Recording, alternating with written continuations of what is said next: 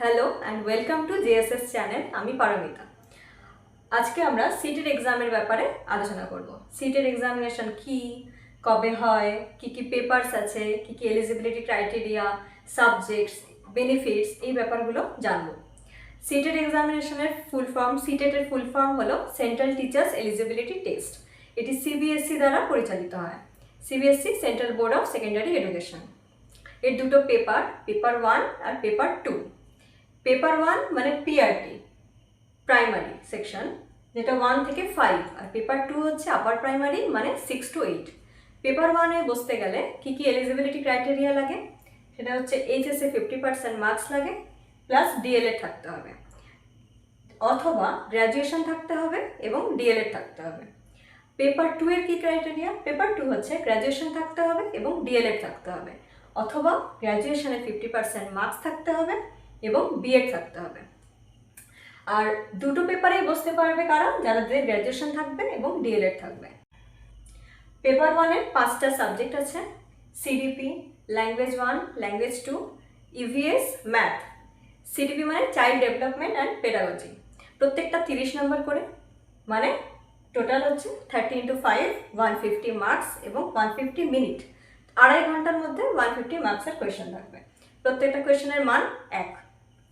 আচ্ছা, 30-এর মধ্যে দুটো ভাগ আছে, 15 and 15, মানে সাবজেক্টিভ 15 মার্কস আর পেডাগজিক্যাল 15। সাবজেক্টের কোয়েশ্চেন থাকবে এবং পেডাগজিক্যাল কোয়েশ্চেন থাকবে 15।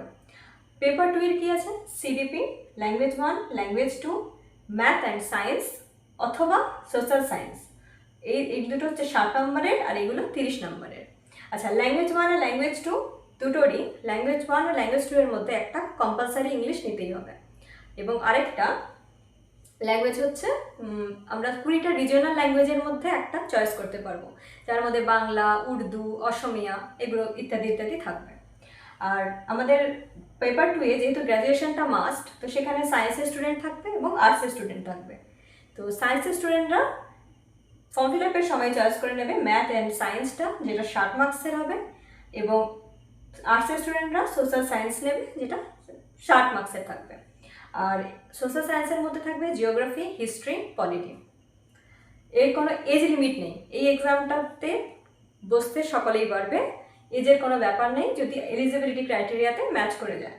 নেগেটিভ মার্কিং নেই, এটা খুব ভালো কথা। এই এক্সামে কোনো নেগেটিভ মার্কিং নেই। ওএমআর সেটে এক্সাম হয়, এমসিকিউ টাইপ কোয়েশ্চেন থাকে, সার্টিফিকেট একটা পাওয়া যাবে এক্সামে পাস করলে, সেটা সবসময় ভ্যালিড থাকে, সারা জীবন ভ্যালিড থাকবে। আর এর মিডিয়াম হচ্ছে হিন্দি এবং ইংলিশ মিডিয়ামের কোয়েশ্চেন থাকে অল্টারনেটিভ। আনরিজার্ভড ক্যাটাগরি 60% পেলে পাস হয়ে যাবে, মানে 90 পেতে হবে তাদের 150-তে, এবং রিজার্ভ ক্যাটাগরিরা 55% পেলে পাস, মানে 82 বা 82.5 এরকম। সিটেট পাস করার পর বেনিফিট কি?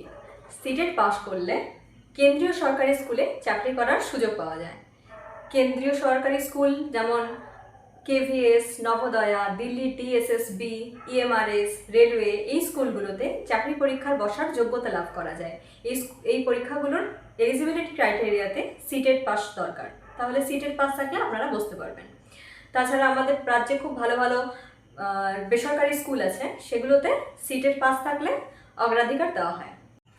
যারা আমার সাথে সিটেট প্রিপারেশন করতে ইচ্ছুক, তারা জেএসএস অল কোর্স ₹199 দিয়ে মেম্বারশিপ জয়েন করলে সিটেট প্রিপারেশনের সব ভিডিওস দেখতে পারবেন। আজকের ভিডিও এই পর্যন্তই। সকালে ভালো থাকবেন। নমস্কার।